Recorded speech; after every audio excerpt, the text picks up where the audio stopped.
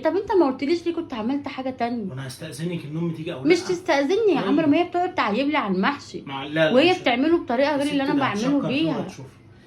يا هي عم بتحب المحشي فهتاكله على طول. انا كلمتها وخلاص. اعملي بقى شويه لسان عصفور كده وملوخيه وروقي علينا. ما انا كده. عامله لسان عصفور. طب حبه مش ملوخية. مهم بقى ملوخيه. معلش بقى ماما مش بتعجبها الملوخيه المجففه دي، ماما عايزه طازه، وانا لسه هنزل اجيب ملوخيه يا طازه ست واقعد اعملي، احنا اعملها. لازم نقول لها مجففه ولا طازه؟ اعملي بس.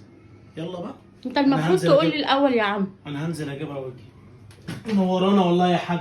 ده نورك يابا. انا قلت اكله المحشي دي ما تنفعش من غيري. ربنا يخليك يا عسل. ربنا يخليك يا حاج. هنغرف اهو على طول واجيبهولك سخن. وده انه مفتوح بحسك كده يا رب.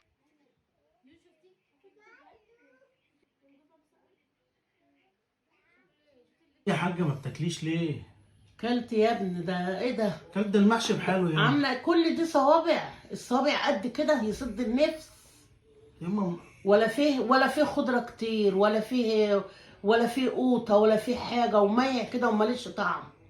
يما ما هي كانت خايفه، كانت بتقول لي انت بتتريق عليها والله. ما انا مش عارفه عاملاه كده ليه. ما حلو يا يتاكلش. ماله، ما انا باكل منه حلو اهو. ما هي بتقول لك خايفه عشان هي مش واثقه من نفسها، خايفه ان انا اقول وحش، وفعلا كلامي طلع في محل. يما ما طعمه حلو اهو، انا باكل منه زي الفل. كل انت يا ابني، يعني عليك بتاكل اي حاجه وخلاص، اي حاجه تتعمل لك وتاكل وخلاص، والاسم ايه؟ كلب. يعني على محشي زمان وطعامة محشي زمان وحلاوته. طب كل يما ملوخيه بعيش حتى. ده الملوخيه حتى مصلصله كده وملهاش طعم ملوخيه. دي طعم ملوخيه ديت؟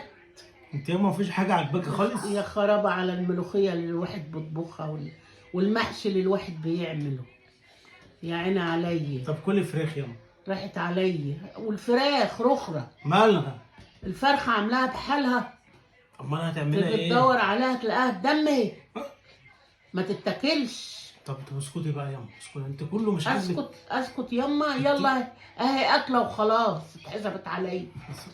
يما اتحسبت ايه؟ ما هي كانت مقلقه منك اصلا. يما انا هخش اقول لها الاكل حلو وتسلم ايديها، والنبي ما تعملي مشاكل يما. يا عم روح اجري، يا ده انت بتاكل اي حاجه وخلاص. اجري روح قول لها زي ما تقول لي. ما انا عارفه ان انت عايش معاها كده. يما تعبت فيهم يما، نقول لها كلمتين حلوين وخلاص. ده من الصبح بتعمل المحشي. هي عملت ايه؟